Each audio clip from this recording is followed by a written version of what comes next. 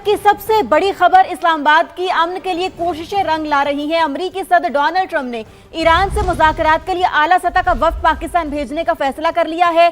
CNN के मुताबिक 2 senior अमेरिकी हुक्काम ने वफ्द भेजने की तस्दीक की है। मुज़ाकराती टीम में स्टीव विटकॉफ और जेरेड कुशनर शामिल होंगे। अमेरिकी ओहदेदारों के मुताबिक नायब सदर JD वेंस उस वक्त शिरकत का इरादा नहीं रखते क्योंकि ईरान की पार्लियामेंट के स्पीकर बाकर कालिबाफ भी मुज़ाकरात में शामिल नहीं हो रहे। व्हाइट हाउस के जराये के मुताबिक कालिबाफ को ईरानी वफ्द का सरबरा और JD वेंस का हम मनसब समझा जाता है। जी बिल्कुल, अगर मुज़ाकरात में पेशरफ्त हुई तो नायब अमरीकी सदर भी इस्लामाबाद जाएंगे। तो अब तक की बड़ी खबर यह है कि इस्लामाबाद की अमन के लिए कोशिशें रंग ला रही हैं।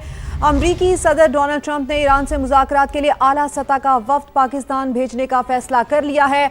CNN के मुताबिक 2 सीनियर अमरीकी हुकाम ने वफ्द भेजने की तस्दीक की है। मुज़ाकराती टीम में स्टीव विटकॉफ और जेरेड कुशनर भी शामिल हैं। अमरीकी ओहदेदारों के मुताबिक नायब सदर JD वेंस इस वक्त शिरकत का इरादा नहीं रखते हैं क्योंकि ईरान की पार्लियामेंट के स्पीकर बाकर कालिबाफ भी मुज़ाकरात में शामिल नहीं हो रहे हैं। व्हाइट हाउस के जराये के मुताबिक कालिबाफ को ईरानी वफ्द का सरबरा और JD वेंस को हम मनसब समझा जाता है। अगर मुज़ाकरात में पेशरफ्त हुई तो नायब अमरीकी सदर भी इस्लामाबाद जाएंगे। अहम पेशरफ्त हो रही है जिसके मुतालिक हम आपको अपडेट कर रहे हैं। इस्लामाबाद टॉक्स के दूसरे राउंड के इम्कानात रोशन हो चुके हैं। ईरानी वजीर खारजा ने भी मुशावरत के लिए दौरे पाकिस्तान का बाज़ाब्ता ऐलान कर दिया।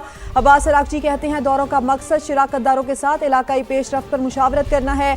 हमसाया मुमालिक हमारी अव्वलीन तरजीह हैं। ईरानी वफ्द की वजीर आज़म शहबाज शरीफ से भी अहम मुलाकात होगी, जबकि पाकिस्तान आने वाली अमरीकी लॉजिस्टिक और सिक्योरिटी टीम अभी तक मौजूद है यहीं, और जुड़वा शहरों में सिक्योरिटी भी दोबारा हाई अलर्ट कर दी गई है। जी हाँ, ये अहम तरीन डेवलपमेंट है। इस्लामाबाद टॉक्स के दूसरे राउंड के इम्कानात रोशन है। ईरानी वजीर खारजा ने भी मुशावरत के लिए दौरा पाकिस्तान का बाज़ाब्ता ऐलान कर दिया। अब्बास अरागची कहते हैं कि दौरों का मकसद शराकतदारों के साथ इलाकाई पेशरफ्त पर मुशावरत करना है। हमसाया ममालिक हमारी अव्वलीन तरजीह हैं। ईरानी वफ्द के वज़ीर आज़म शहबाज शरीफ से भी अहम मुलाकात होगी।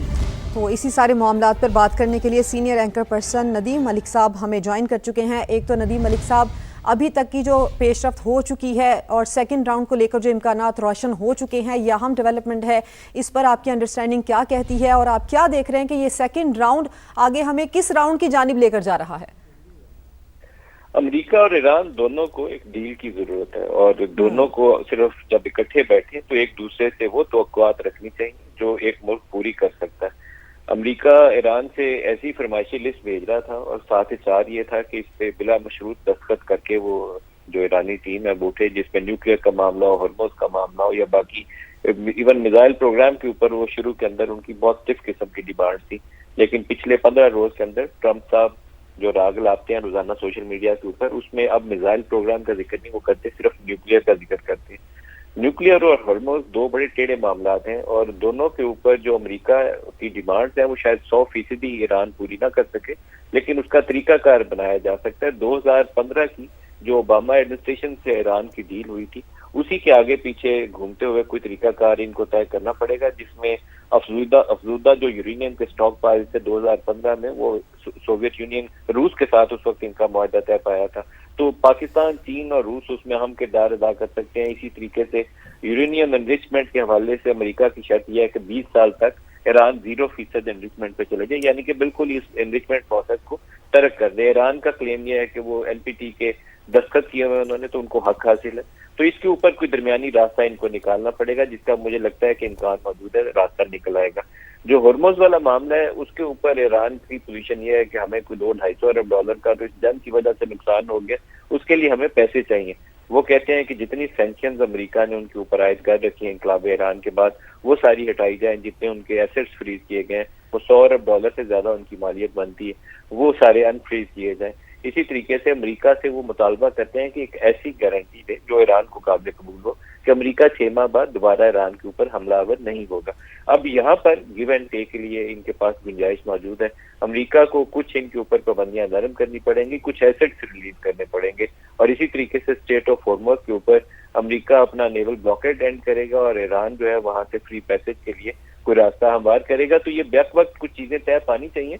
मुझे थोड़ा सा सरप्राइज ये है कि एक स्टेप नीचे ये गए हैं जेडी वैंस और कालीबाफ खुद नहीं बैठ रहे इसके अंदर। तो एक तो ये तरीकाकार हो सकता है कि पहले कुछ बुनियादी अमूर के ऊपर इत्तेफाक राय हो जाए, फिर नेक्स्ट लेवल के ऊपर डिसाइड किया जाए कि वो किसने आना है और किसने दस्तखत करने हैं। सही। लेकिन अच्छा दोनों को बैठ के मलिक साहब इस इशू की कॉम्प्लेक्सिटी की अगर हम बात करें ना, तो उसको भी समझना चाहिए, क्योंकि बहुत पुराना एक तो कॉन्फ्लिक्ट है ये, और दोनों साइडों पर जो मामलात हैं वो बहुत ही डाइवर्स हैं और बहुत ही ज्यादा जो है ना वो कॉम्प्लेक्स हैं। इसके अलावा कुछ स्पॉयलर्स का किरदार भी है, फिर उसके साथ साथ जो डोमेस्टिक प्रेशर है उसको भी अंडर एस्टिमेट नहीं किया जाता। अब इस सारे मामले में पाकिस्तान ने बहुत ही जो है ना वो कामयाबी से शटल डिप्लोमेसी की, जिसको और इनको एक मेज पर पहले भी बिठाया और अब भी बिठा रहा है। किस तरह देख रहे हैं इस सारी सिचुएशन को? पाकिस्तान ने तो एक बहुत ही ऑनेस्ट किस्म के जो सहूलतकार के तौर पर इनको साथ बिठाना है। फैसला तो इन दोनों ममालिक नहीं लेना। पाकिस्तान की तो बहुत अच्छी काविश ये है कि वो इन दोनों को दोबारा बिठा देगा। 50 साल से तो ये आपस में मिले नहीं है, तो पहला जो राउंड था वो अच्छी प्रोग्रेस थी, अच्छी पेशरफ्त थी, और उसके बाद भी सिलसिला टूटा नहीं है।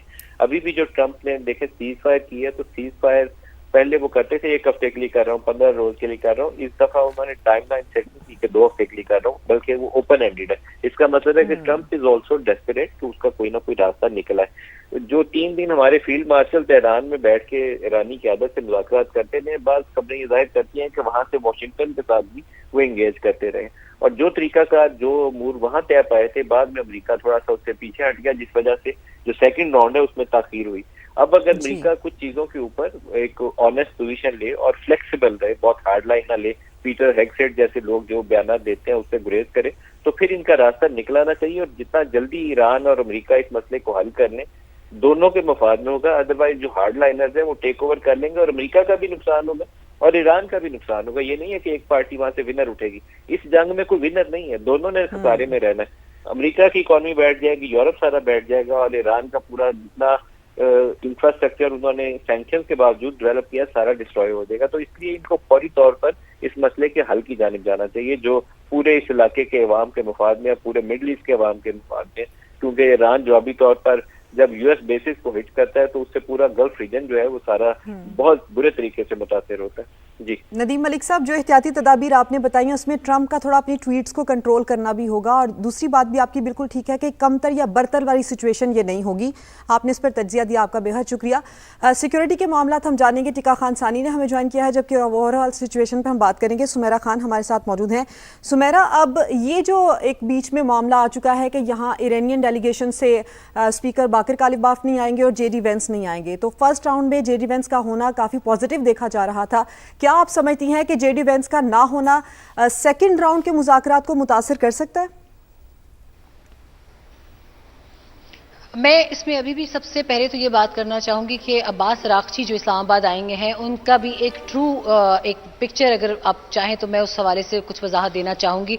अब्बास अरागची का विजिट जो है वो इस हवाले से किसी भी वक्त नया रुख ले सकता है, क्योंकि अब तक की इतलात के मुताबिक वो एक बायलेटरल मुज़ाकरात के लिए या डिस्कशन के लिए आ रहे हैं पाकिस्तान के साथ। पाकिस्तान और ईरान के मामलात बायलेटरल की मद में आते हैं, और अगर इसमें कोई तीसरा मुल्क शामिल होता है तो वो ट्राईलेटरल हो जाएगा।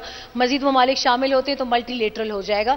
लेकिन अगर अमेरिका की जानिब से इसमें कोई मजीद अपडेट आती है या कोई सडन डिसीजन लिया जाता है, तो यह भी हो सकता है कि अरागची ओमान और रशिया जाने के बजाय इस्लामाबाद में देर तक कयाम करें और इसी को मुज़ाकरात का दूसरा रुख या दूसरे राउंड का नाम दे दिया जाए, और अमेरिका की जानिब से भी अपने वफूद असर नौ तश्कील दिए जाएं। तो अभी सिचुएशन इतनी फ्लूइड है कि यह कहना कि अभी यही फाइनल नाम है डेलीगेशन के, इस पर मैं चाहूंगी कि इसमें हमें अभी मजीद कुछ वक्त के लिए इंतजार करना चाहिए। और मेरी इस दलील के लिए क्वेश्चन जो है पिछले एक हफ्ते की तमाम तरह अपडेट्स हैं कि आप देखें जहां से जेडी वैंस, फिर प्रेसिडेंट ट्रंप, उसके बाद दूसरा वक्त और तीसरा वक्त, फिर उनका ना आना, और अब ये अपडेट। तो I think we need to get more time to get the situation out of the कह रहे हैं कि सिचुएशन फ्लूइड है, बहुत से वेरिएबल्स हैं, बहुत से फैक्टर्स हैं जो कि इंक्लूड हैं, जो कि वेरी करते हैं। हमारे साथ ही रहिएगा। टिका खान सानी ने भी हमें ज्वाइन किया, उनसे जानते हैं। टिका, आप मुझे बताएं शहर इक़्तिदार में क्या चल रहा है इस वक्त, आपके जराए क्या बता रहे हैं, क्या सिचुएशन है यहाँ पर, सिक्योरिटी के क्या इंतजाम हैं? जी बिल्कुल, इस्लामाबाद में चूँकि पहले ही गैर मामूली सिक्योरिटी के इंतजामात थे और अब चूँकि ईरानी डेलीगेशन जब आ रहा है, बाकायदा ऐलान हुआ, उसके बाद इनमें मज़ीद सख्ती कर दी गई है और इस हवाले से एयरपोर्ट से लेके यहाँ तक वो मुकाम जहाँ मुलाकात होगी, तमाम जो इलाका है उसकी कड़ी निगरानी की जा रही है। इसमें एयर सर्विलेंस से लेके बाकायदा तौर पर सिक्योरिटी कानवाई तक रियासत पाकिस्तान ने तमाम फुल प्रूफ सिक्योरिटी इंतजाम कर रखे हैं। रेड जोन पहले से ही सील है, इसके साथ साथ एक्सटेंडेड रेड जोन को भी सील कर दिया गया है। 5 मरकजी शाहराहों पर पुलिस की नफरी जो है वो बढ़ा दी गई है। इसके साथ साथ जो रूट है उसकी सिक्योरिटी भी बढ़ा दी गई है। तो यूँ फुल प्रूफ सिक्योरिटी के इंतजामात भी मौजूद हैं। इसके साथ साथ चूँकि नया एडवाइजरी जारी की गई है ट्रैफिक के हवाले से, जो कुराल चौक से लेके 0 पॉइंट तक जो एक्सप्रेस वे है उसको बंद किया जाएगा जो ही मुअज़्ज़ज़ मेहमान पहुंचेंगे। इसके साथ साथ मरकजी शाहराहें जो हैं खासतौर पे 0 पॉइंट से ठीक है, सख्त तरीन इंतजामात हैं। बहुत शुक्रिया टीका खान सानी, आपने हमें अपडेट किया। सुमेरा खान भी हमारे साथ मौजूद थी, आपका भी बेहद शुक्रिया। पाकिस्तान का खिते में कशीदगी कम करने, एतमाद साजी और मुज़ाकराती अमल को आगे बढ़ाने का आज़म। वज़ीर आज़म शहबाज शरीफ की तनाज़ात के पुरअमन हल के लिए गैर मुतज़लज़ल हिमायत। कसीरुल जहती और सिफारतकारी से अमन के आलमी दिन पर पैगाम में कहा, आलमी बिरादरी को पेचीदा सिक्योरिटी चैलेंजेस का सामना है। पाकिस्तान अमन के लिए बातचीत और सिफारतकारी के रास्ते को फ़रोग़ दे रहा है। इलाकाई और आलमी अमन के लिए तामीरी किरदार अदा करते रहेंगे।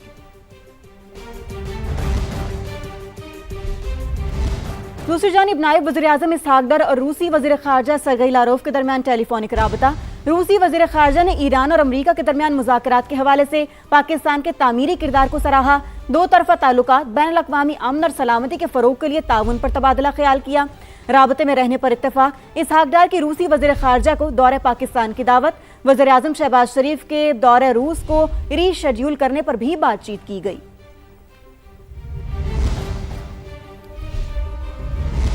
ईरान के पास मुआहदा करने का बेहतरीन मौका है। अमरीकी सेक्रेटरी ऑफ वॉर पीट हेग्सेट की पेंटागन में प्रेस ब्रीफिंग। कहा, हुर्मज़ की नाकाबंदी मजीद सख्त कर दी है। अब तक आबनाए हुर्मज़ से 34 जहाज़ों को वापस भेज चुके हैं। 2 ईरानी जहाज़ कब्जे में लिए हैं। यूरोप ने आबनाए हुर्मज़ से मुतालिक कोई संजीदा इकदाम उठाया तो उसका खैर मकदम करेंगे। अमेरिका और इसराइल 2 दिहाइयों से दुनिया को ईरान के जौहरी प्रोग्राम से डरा रहे हैं। अमेरिका और इसराइल के खदशात की कोई हकीकी बुनियाद नहीं है। ईरानी वजारत खारजा के तर्जुमान इस्माइल बकाई का मीडिया को इंटरव्यू। कहा, गुज़श्ता साल जंग के बाद मुज़ाकराती अमल में ये खदशात किसी हद तक दूर हो गए थे। तेहरान दोबारा मुज़ाकरात की तैयारी कर रहा है, लेकिन मुल्क को हर मुमकिन सूरत हाल के लिए मुकम्मल तौर पर तैयार रहना होगा।